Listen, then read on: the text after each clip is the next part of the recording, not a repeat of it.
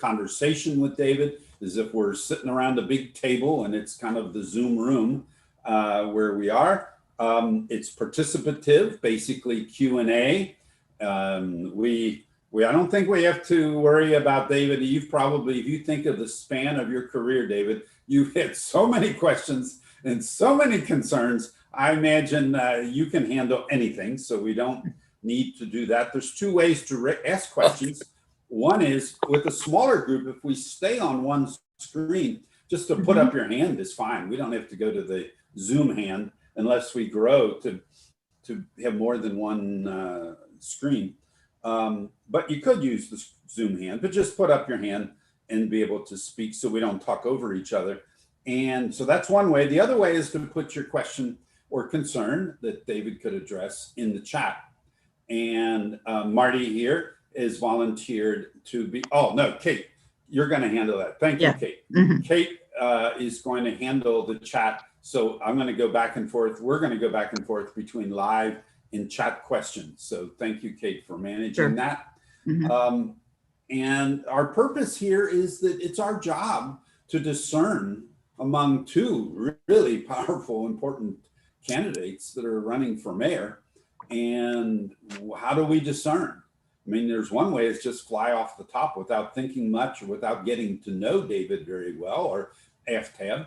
That's kind of just the cursory, well, that, kind of just not much depth to the response or the discernment of who to vote for. The other way in which this is a spirit for is to actually get to know the candidates more. We know you publicly, David, but also more privately or in conversation. Many of us haven't had, some of us have had opportunities, but many of us have not for that. And we're right here at the, it feels a ways off. November feels a ways off, but we're right really on the threshold for that. We want to decide who is the best candidate. And we also want to know your strengths and weaknesses as a candidate without being overly judgmental, but just know who's best for the city. So I'll start as an old guy. I get sort of the first question. And I'm curious with your long career is that a little bit to go into the roots of you as a political leader, David. So what was your, I differentiate between government and governance. So what was your first job in governance? I know you served the military, that's not really governance. So, but what was your first job in governance? Well, I was appointed to council when Jerry Springer, who was and remains a good friend, had his moment of disgrace. Yeah. So that was your moment right there. Yeah. And it was an interesting time. I was explaining to somebody, Tom Lucan was elected to Congress. Yeah. There was a vacancy, and the Democratic members of council, this is back when we had the Democratic Charter Coalition, and 3 Democrats, 3 charter rights. And so other than Tom Lucan was gone, so the remaining Democrats who had the authority to appoint were Bill Chenault and Jerry Springer. And the principal applicants were Jim Sissel and myself. Yeah. And Sacco Wheathy was the I was Sidwell. Now I'm going back. I mean, and so there was a lot of pressure each way. Jerry was advocating for me, and I had some important Democrats advocating for me. And then it's somewhere along the way, Jerry seemed a lot less interested in me and wouldn't return my calls. And his problem was bubbling up. But meanwhile, Sacco had decided to have there were 6 of us, I think, that were vying for the Tom Lucan seat. So he decided to have a meeting of the precinct executives, and was in the ballroom of the old Alms Hotel. Yeah. There on Victory Parkway in Walnut Hills or East Walnut Hills, whatever. But just before that meeting, Jerry's problem broke, and it was perceived as Jerry on the one side and Simon Lease on the other. And, you know, a lot of us thought that this is not of anybody's business publicly, but in any event, so we had the meeting, and I gave a pretty impassioned speech, which had nothing to do with city council or the vacancy at hand, but it was in the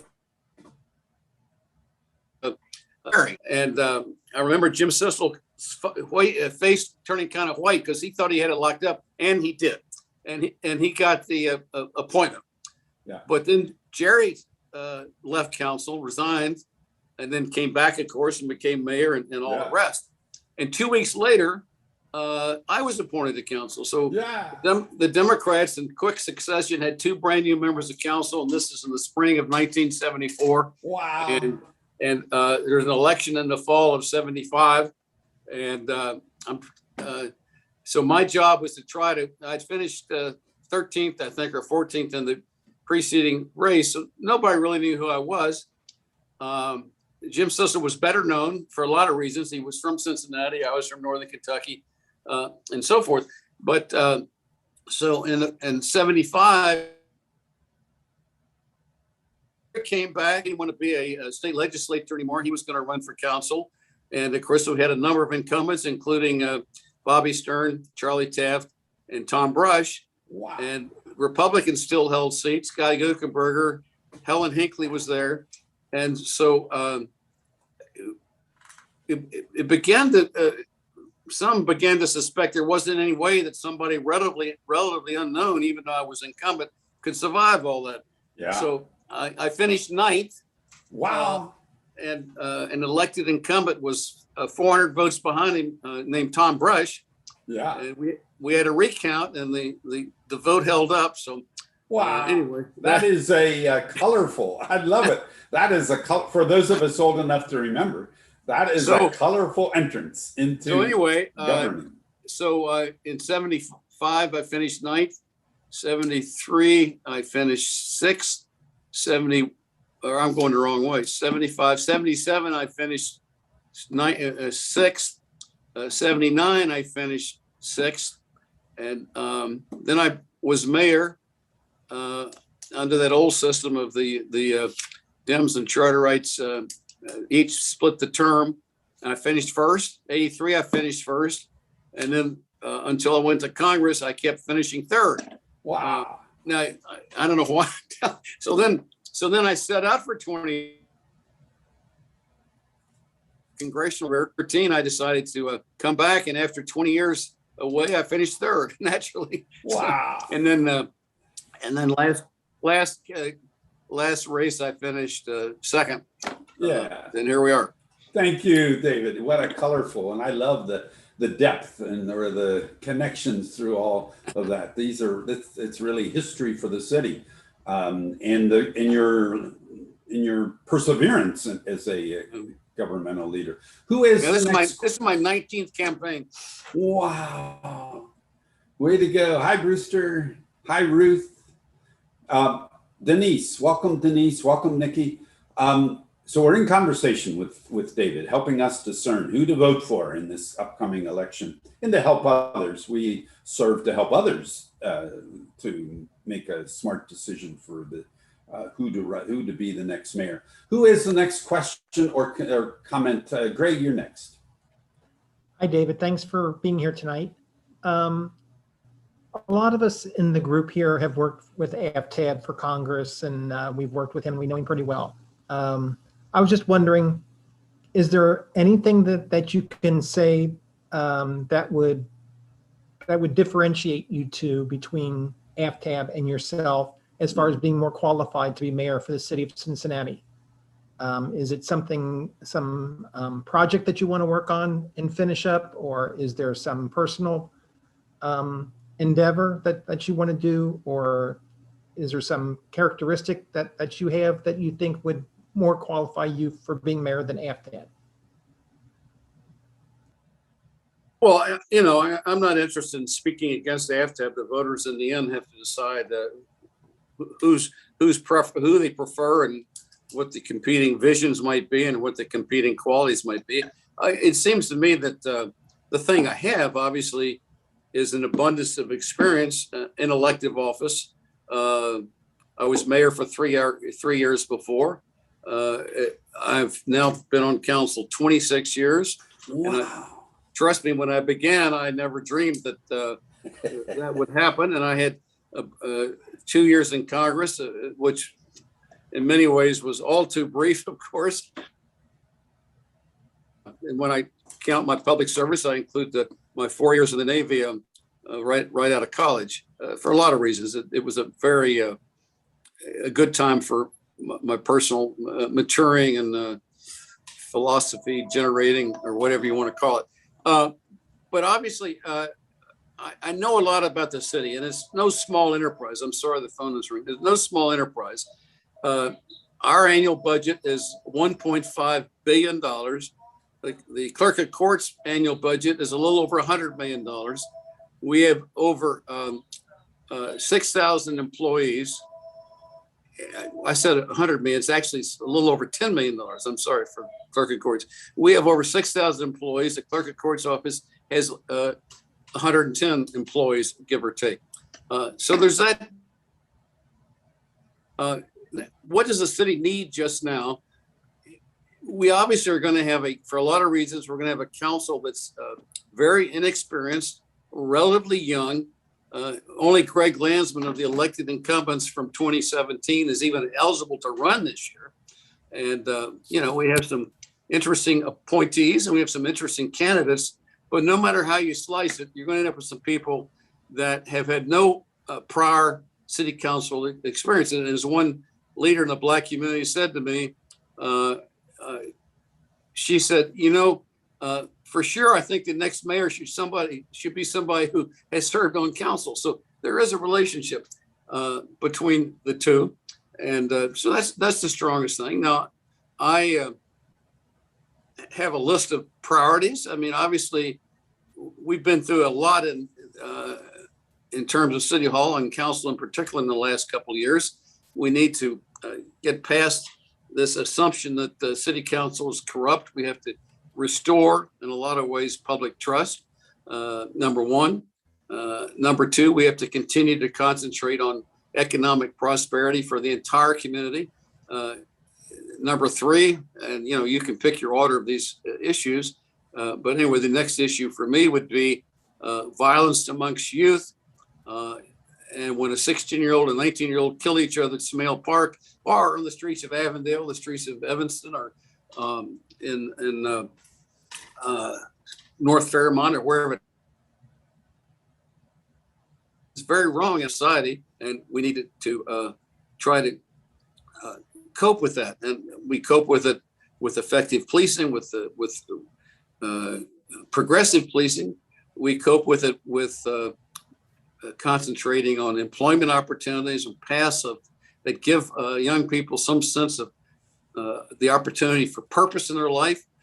Too many kids don't have the role models they should from their family members or other adults. And each time I start talking about this, I think about the hillbilly elegy, and Mr. Vance turns out has gone in a direction that I'm not happy with. But in that story, the one thing that saved J.D. Vance in his life was that it turned out there was one adult as he was a teenager to whom he was accountable.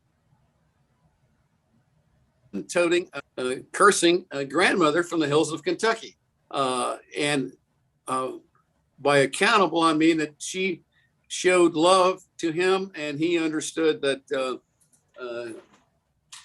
he had an obligation to her. And then he was saved also by the Marine Corps. So some way, somehow, we need to find ways for as many young people in our community as possible to get close to having at least one person who shows them love and requires accountability. Now, these are not easy problems to solve.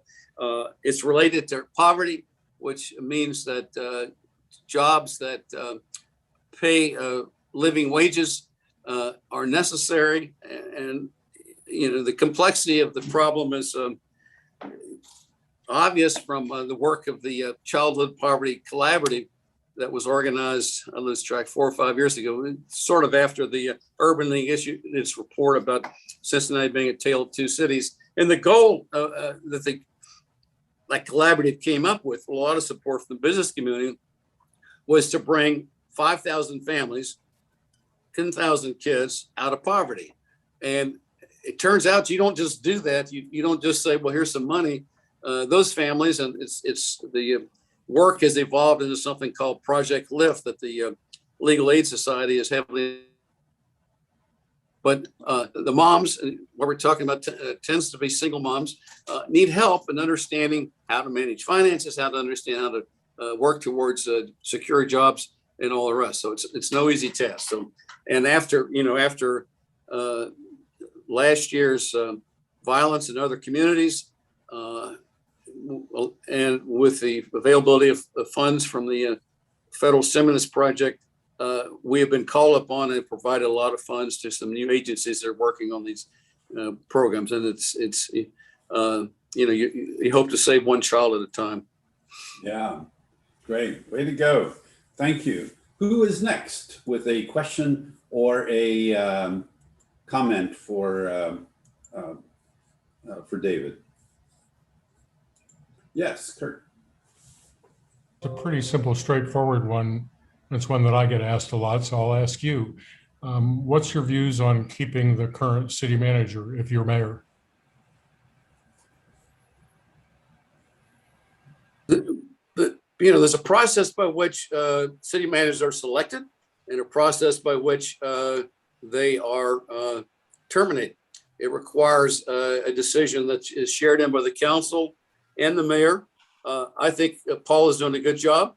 And for some reason, there seems to be developed the idea, well, we're going to have a new mayor and a new council. Therefore, no matter how good a job she's doing, she should be replaced. Or we should have a search. I don't agree with that. I mean, if we're satisfied with her job and the person that takes the lead on this question is the mayor, I wouldn't be interested in the disruption and the complications. I mean, good searches for a city manager take months. So why are we going to do that unless there's a case to be made that the job isn't being filled well? Thank you. Yeah. Yes. And next. Yes, Brewster. Hey, Dave. Good to see you. Hello. Hi, Brewster. Can you hear me? Hey, Where are you? Are you in Lake Erie? Okay. Hanging out here in the rain. So listen, buddy, I have huge respect for you, Dave. You know that, and you've been providing service to this community in so many ways for so many years. Thank you. Here's a question. You know, I think this race is in some ways being framed as the past versus the future. Yeah. All right. Yep. And I'm closer to you than I am to other candidates age-wise. But so I guess here's the question. What would you love to be able to say that was true, that after 4 years or maybe 8 years, you were able to accomplish, that made you feel like this was really worth doing? That's a fantastic question. I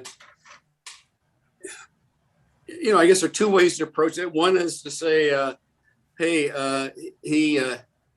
I ran the ship really well, and we moved in positive directions. That's one way, it's a process kind of thing. Mm-hmm. Alternatively, or they don't have to be alternative, but obviously people are interested in, okay, what substantively do I want to see accomplished? And, I think in some ways I answered what I was talking about earlier. Right. And I've talked about 5 years, 6 years actually, since the Urban League report came out, about the reality that there are so many ways that we have tremendous continuing disparity in our society between black and white, and that includes right here in Cincinnati. You go through that great book, and the one that gets my attention always is that the difference in life expectancy between a baby born from Avondale tonight and from North Avondale tonight is 20 years. Now, 20 years is a lot of life, and that is scary, unacceptable stuff. And there, then you've got infant mortality.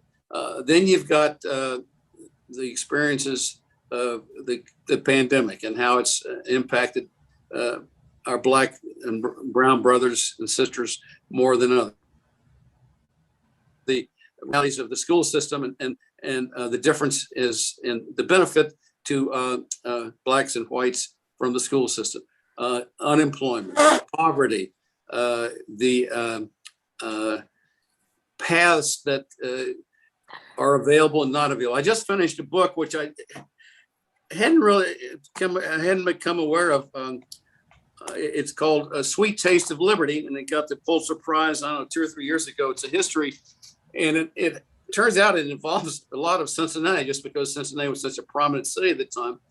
But it is about a black female slave who was emancipated by her owner in 1853, came to Cincinnati and worked in a boarding house. And then at some point, her female employer said, how about going for a carriage ride? And the next thing she knew, she was in Covington and was kidnapped by 3 people and ended up in Lexington, Versailles, Nashville, New Orleans, Natchez, Mississippi, and Texas, after where a lot of slave owners in Mississippi and Louisiana went as the Civil War was ending, because somehow they thought they could hold on to longer in Texas. Once freedom reached Texas, of course, the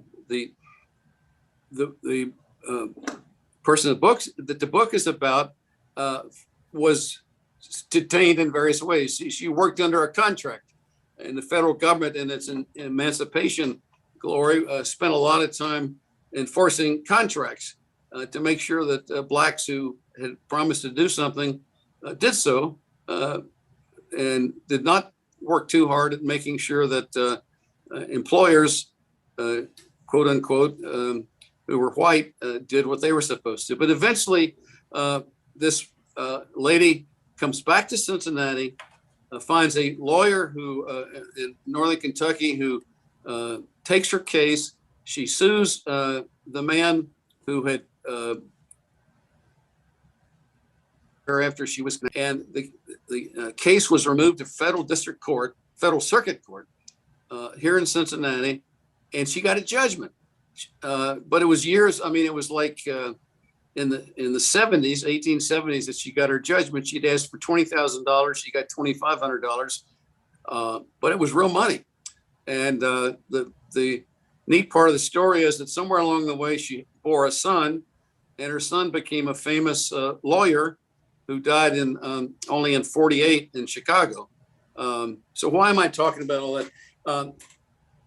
Part of the reason is the book really struck me, and I am all struck also frequently by the reality that, at least in terms of my own life, and the year I was born, I don't like to tell you when it was, but it was like 70 years after the end of the Civil War, and look how far we still are from the basic equality that we hunger for. And I had a conversation. I just happened to have lunch this week with a black business leader, well known, well regarded, and we talked about reparations.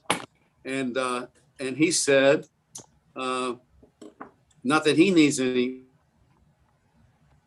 but he said, until something is done, there is not closure for Black Americans. And number one, there has to be some expression that's sincere from the country apologizing, and there needs to be some account taken in a serious way that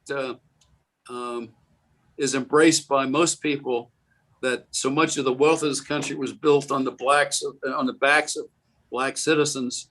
And so how are we gonna account for that? So I don't know. So, and my sense is that after last summer, there seem to be a lot more conversations about Black businesses, black opportunity and all the rest. So I guess that would be the one thing I would like to write home about later. Yeah, good. Thank you. Welcome, Pam. I'm glad you could join us tonight, Pamela, candidate for the the Cincinnati Board of Education. So who is next with a question or comment for David? Is a follow-up, David, to that. What is your plan for attracting the votes of people of color in Cincinnati? Do you have a strategy for attracting many, many votes from the people of color? Well, my strategy is to work to get earn the votes of as many citizens of Cincinnati as possible. I have a long history of serving Black citizens, and I've received tremendous support many times. And obviously, I have to earn that. And I have many Black ministers who are my friends who support me. And young people don't know me well enough yet, so I need to work on that. And I think what I need to do is talk about real programs that speak to the issues we're talking about. Yeah. Yeah. Good. Who's next? Oh, yeah. Hi, Pam. She has a comment. And there aren't chat questions in the chat too much. Is that right, Kate? No questions. Okay. Who is next with a question or comment for David?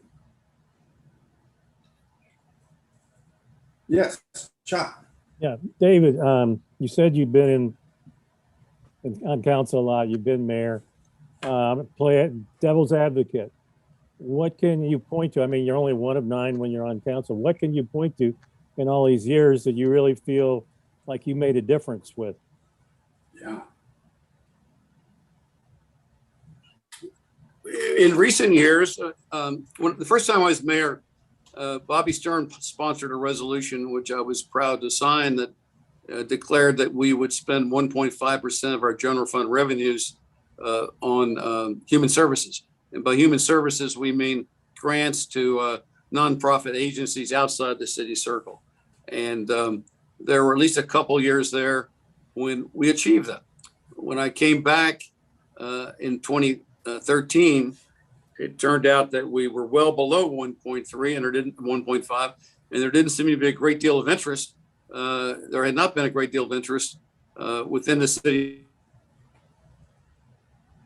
council. So year after year, I've been the leader that has increased that percentage. And then I think it was 2 years ago, I wrote and advocated successfully an ordinance that requires that we get to 1.5%. And this year, the budget we just passed, there's $8 million we're devoting to human services, which is, I think it's 2.5 times, 3 times what it was when I began. So I'm proud of that. When I was mayor, we entered into a consent decree with the Department of Justice, and actually the FOP was a party to it, requiring that there be a minimum percentage of Black and female officers in our police recruit classes.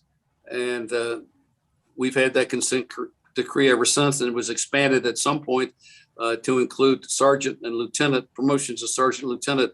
And that's one of the reasons that the numbers of African-American and female officers in the police department have increased so much and approach the population of our community. And recently, and I don't know why, the Biden Department of Justice has filed a motion to dissolve the consent decree, which we are opposing. That would be very disappointing. But one of the interesting things is you start looking at the numbers, and it turns out, was a relation to some extent there may be, when it comes to the promotions, we haven't even used the consent decree in recent years because there have been sufficient numbers of who passed the exam and did so high enough that the quota of the consent decree was met without applying it. So that kind of confirms the value of the consent decree, it seems to me. So I'm happy about that. My first public service before being on council was on the Cincinnati Board of Health. I was chairman of the Board of Health. And one of my early priorities was to increase the proportion of the budget. And I had a lot of assistance here from Bobby Stern to primary health clinics. And that's not something that we had done sufficiently before. And now we do that. And in recent years, I've been an advocate for affordable housing. It's my legislation that created the legislation that gave it its first dedicated revenue stream, a tax on Airbnbs. Unfortunately, the pandemic has meant that hasn't produced very much. In the first term, when I was back, the mayor was distributing what was left of the money from the sale of the Blue Ash Airport. And he asked me what was required to get my support. And I said, I want $4 million to go to affordable housing. And that was the most that the city ever spent on affordable housing. And more, as some housing advocates will tell you, more than the state of Ohio provided at that point. So these were the beginnings of trying to respond to our affordable housing needs. With the stimulus money, the budget that we just passed, and I am chair of the Budget and Finance Committee. I forget whether I mentioned that earlier or not, but we're spending $19 million on affordable housing initiatives. So that's going to be far more than we ever have. And one of the challenges is to make sure in a way that is effective. And some of this came up in the issue 3 debate, where we're going to be $50 million and there was no revenue source. But it was never clear to some of us, what would you do every year with $50 million? We wouldn't even know how to use that effectively. You can't just say, okay, you have to think through what kind of housing you think would best work and be an efficient use of those funds. So we can start that with the 19 million. Those are some of the things that come to mind. Early on, we used to have 2 classes of vehicles for hire in this community. We had taxi cabs and we had autos for hire. And magically, one of the differences was that only taxi cabs could be at taxi stands downtown. This is pre-Uber, of course, and pick up passengers. Autos for hire, they kind of went to Kroger stores and took people home with their groceries. And it just so happened, just randomly, that all the cab licenses were held by Caucasians, and most of the autos for hire were held by the African Americans. And I was chair of the law and trying to understand. We had administrators trying to explain that. Well, there's a need at the Kroger stores for somebody that is interested in that business, and we think if we let everybody be a taxi cab, nobody would meet that. And if we let everybody be a taxi cab, well, I mean, too many cabs fighting for too little business downtown. But it was everything, nothing but race. I mean, nothing about race. There were all these other reasons to explain. So anyway, we changed that. So we measure prideful success, and sometimes in small but significant steps. That's right. Steady. Move it forward. Yeah. Who is next? I have one Kurt, you're next, and I'll go after you. I'm interested in your thoughts on how we ever get past the impasse between the city and the county on MSD and actually get the sewer system fixed.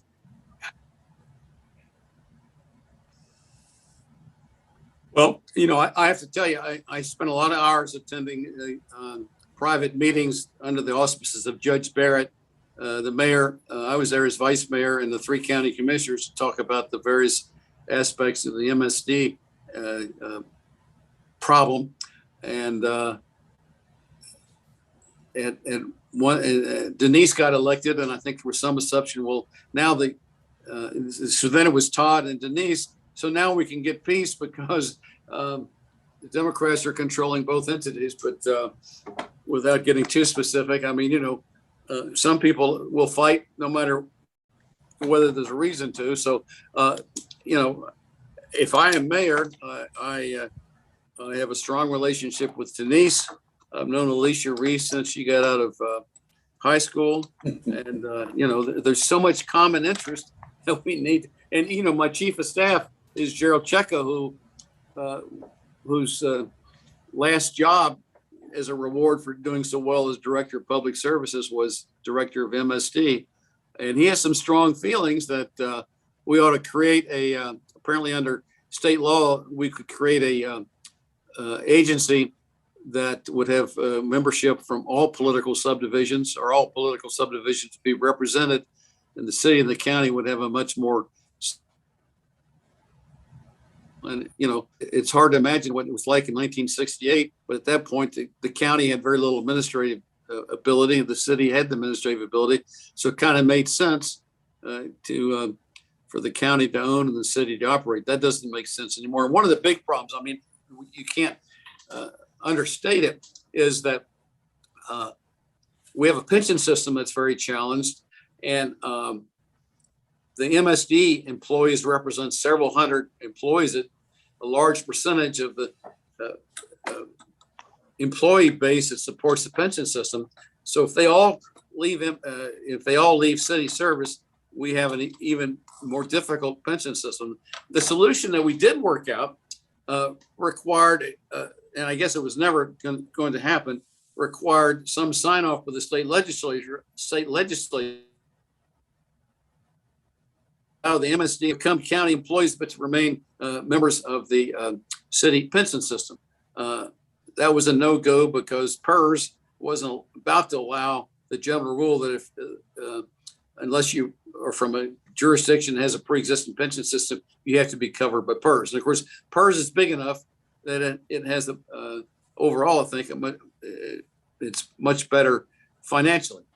Someday we may have to, and I'm talking about two different problems here. Someday we may have to pay a lot of money to PERS and have them take over our pension system. But that's very unpopular with our unions, our employees, of course. So, but I'm hopeful that with new personalities, we can get back to the MSD. I mean, sometimes I lose track of what we're fighting about. It's the same, sometimes the argument is the county is not sensitive to MSD needs, infrastructure needs within the city. And the county says the same thing about the city with respect to county needs. And it just, it shouldn't be that complicated, but it is. Yeah, good. Let's see, I think I'm next, but who's ever after me, please be ready. This is an awkward question, but I want to begin by saying I think you had such a distinguished career, and we're getting bits of it, some of which we know, some of which you've been helping us understand. And I think to write a book about your experiences would be fascinating. The political story as you were starting, at the beginning stages and the inner stories people don't know about. But I also follow sports, and there are people like Barry Larkin, and you think of Johnny Bench and Oscar Robertson. And I heard recently Joey Votto talking about how he is thinking more, not immediately, but thinking about retirement. So this is really a retirement question, David. Was there a time, so I don't want to make it too awkward, but what's your reading of when is a good time for a very distinguished leader to retire rather than going on? Well, the voters might decide that in November. I think it, my dad kept working his whole life. 95. My brother-in-law, who's a lawyer. Well, I have two brother-in-laws. One is a lawyer, and they're both older than I. He still practices every day. The other brother-in-law is the head of a major charitable agency in Cincinnati. He works every day. Obviously, but it's a different profession in a way. Like Barry Larkin now is an announcer and not a player. See, as mayor, you're a player. So how do you distinguish about being a political player regarding, and I'm not saying you should retire. And like you said, maybe the voters will decide. And who knows, maybe FTAB's facing the same question. But how do you feel in that? You must have gone through a discernment for yourself. Should I step away from there and do something completely different, or should I stay in the political arena? I'd be curious about the discernment process you went through for yourself to decide to stay in the playing field, on the playing field? Well, fortunately, the playing field, I mean, I don't have to slide into third base, right? And I don't have to avoid a linebacker that's trying to take me out. Good point. One answer is Joe Biden, right? How old is? Yeah. People tried to raise that issue, and I think Good point. if you are blessed with good health, which I mean tonight I am. I mean I don't know what might happen tomorrow. My dad made it to 95. My mom died last fall at the age of 103. Wow. So Wow. unless I screw it up, You're mid-career, man. and their minds were very good. That's what I'm trying to say. And so I don't know. I can't imagine retiring. Way to go. Now that and I think I still have a purpose and can be useful in politics. And we talked about what the case is for me just now. I think we need somebody that has the experience just now. That's my answer. Yeah. I mean, to be honest, I wish I had more time to read books. I wish I had more time to read the New York Times every day. So Right. But that's a trade-off. Skillfully answered, and I hear your passion in your response too. You know that it is a calling and a passion. Yeah, it is. It is. Yeah. Okay. Good. Thank you. Who's next? Great. Of course, I always have a question. Yes. So this is the time, I guess, for awkward questions, and please don't misunderstand this, but during the 2020 budget hearings, I know the meeting got very heated. I was just wondering, when you got up and left the meeting, do you regret doing that, or was there something else that you think should have occurred? Or because Jen Michelle Lemon-Kearney handled it after you walked out of the meeting, and I know you took a lot of heat for that. So I'm just asking, do you regret doing that? Would you have done it another way? And in hindsight, was there something that you could have done better? Well, let me respond in two ways. First of all, it was we have public hearings, and the theory of a public hearing is that people get to speak and be heard, and we lost that essential quality of that hearing very early, and we were in an atmosphere that was beyond controlling. That is a room at the there was, unlike the practice at City Hall, there were no metal detectors, and it became a rally. And rallies are fun, but we were trying to have a public hearing, and there were some folks that didn't agree with the predominant view, and when they tried to express their view, they were shouted down with great anger and great passion, and that wasn't good. Now, in retrospect, I wish I had said, folks, let's have a 10-minute recess and start over. And that would have given everybody a chance to, I think, approach things differently. And I could have consulted with my colleagues. But, it wasn't a fun moment. And it was controversial. And I've tried to give myself the second guessing. That was the moment. I was the chair. I felt embarrassed about how I was going. And I've told you how alternatively I might have handled it. And I didn't, that was something I thought about later. So it is what it is. But it's a good question. And a lot of people have asked it and will ask it. Yeah. Thank you so much. Who's next? Yeah, John. David, yeah.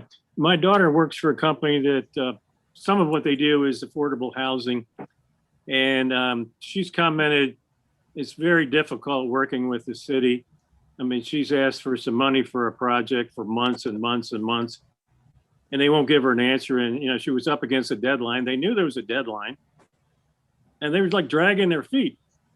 And I know at other times that Mayor Cranley has gone in and put the kibosh on projects. And when we were talking about issue 3, she said, if you give the city more money, it could be a disaster because the way they operate. I mean, do you have any idea about what really goes on? I think so. And, you know, it's hard to respond to the particular issue she's talking about. And it would have been, I could have been more helpful perhaps if in process I'd heard about it. Now, one of the things that we've changed because of some of the fallout from the corruption issues is council members are not expected to intrude with department directors or assistant development officers, anything like that. Everything is supposed to be, and I think it's probably a good idea, although I hope it doesn't slow things down too much. But basically, if I had a question like that today, I call the city manager and I expect her to find out what's going on and get back to me on a timely basis. And if there's something that needs to be adjusted, I will tell her what my thoughts are, and then she'll make her decision as a professional. You know, we've had, I mean, I don't know what company we're talking about. We have what's called a NOFA project. This is how most of our affordable housing money is dispersed. It's a notice of funding availability, and those are issued periodically. I mentioned that $4 million. We have a review, a scoring, and then decisions are made by the city administration. And at times, the successful applicants have been announced to us, and we've had a chance to look at them in committee. But am I going to say that there aren't times that a particular development officer gets off course in terms of what's driving his decision-making process? And are there times that folks on high try to have an impact that they shouldn't have? You know, we're trying to eliminate that, but we do want affordable housing. The successful affordable housing projects tend to be with private developers that have a record of knowing what they're doing, are able to put together a package that includes low-income housing tax credits, historic tax credits, something called new market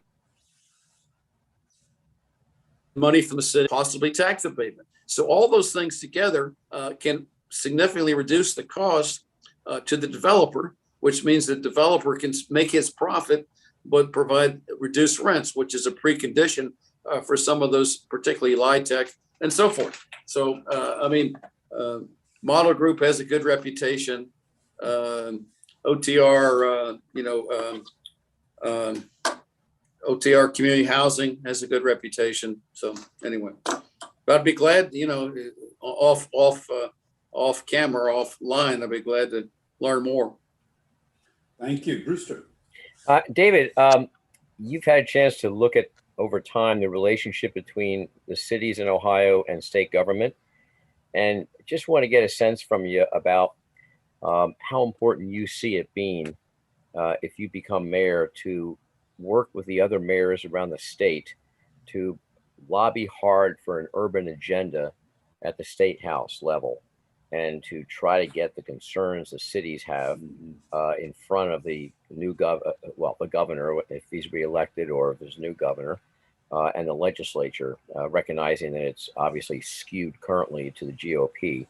But I guess the bottom line is, how important do you think it is for you as a mayor and to work with other mayors to lobby hard for the state to pay attention to the needs of the urban areas? You know, it's crucial. I mean, some weird things have happened. I mean, just recently, the legislature, and there's a partisan aspect to this, decided that the tax rules for 2020 in terms of people who did work in the city and live outside the city, what the rules would be for 2021. And it has a tremendous financial impact on us. And then we've got some litigation going on that might hit 2020. We used to have, we still do have something called the local government fund, which represents a much smaller proportion of our needs than it used to. And I think Kasich decided to save a lot of money for his state budget, and he stuck it to basically. if there's a partisan divide between the cities and the government in Columbus, it's inevitably going to be a problem. That doesn't mean that we must organize and effectively carry our message. And, we all want to believe at the end of the day that effective communication about with the merits of a case can have their impacts. And sometimes they do, actually. Yeah. Yeah. To follow up with that, and is that relationship, and I love the idea of a coalition of the mayors, Brewster. Well, there already is, by the way. There is a statewide mayors coalition, Republican, and they're willing to be strong, because the whole thing with home rule, one of the environmental groups that I work with is around the ban around plastic bags, and that Cincinnati wanted to take that lead. And then the State House says, well, you don't have the right to do that. And it seems to me, do cities have any power to say, stick it up yours, State House? We are a city, we're running our own and we're moving forward, or we just get those mayors together and say, we're not going to be dictated to in unfair, detrimental ways to programs that we're working on in the cities by these gerrymandered group of characters that run the State House.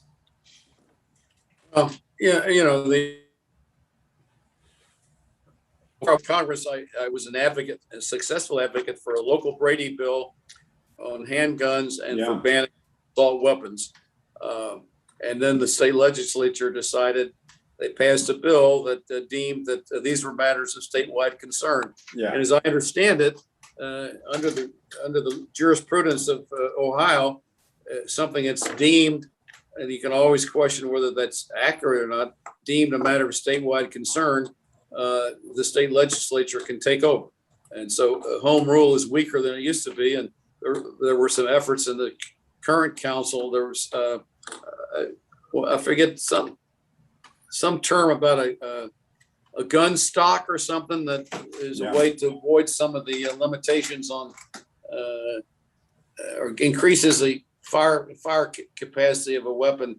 And we tried to ban that, and that got thrown out for the same reason. So, what we deserve, right? And the successful Democratic governors in Ohio have been able to persuade the population as a whole that there was benefit to all from proposals. I mean, how else did we end up with the Gilligan driven income tax, which was absolutely essential at the time? So, yeah, good. We're down to our thank you. You've been so generous, David, in your sharing. We're down to our last couple minutes. Who would like to have the final question or comment with David?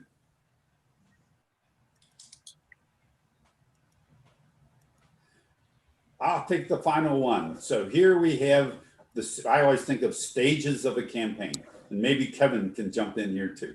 So what do you see strategically for you, David, as the stages of your campaign between now and November 2nd? Well, I think the important thing, some folks that don't follow things closely assume that because I lost the primary by about 10 points that it's all over. And I remind people that incumbent Mayor John Cranley lost Simpson years ago by a little more than 10 points.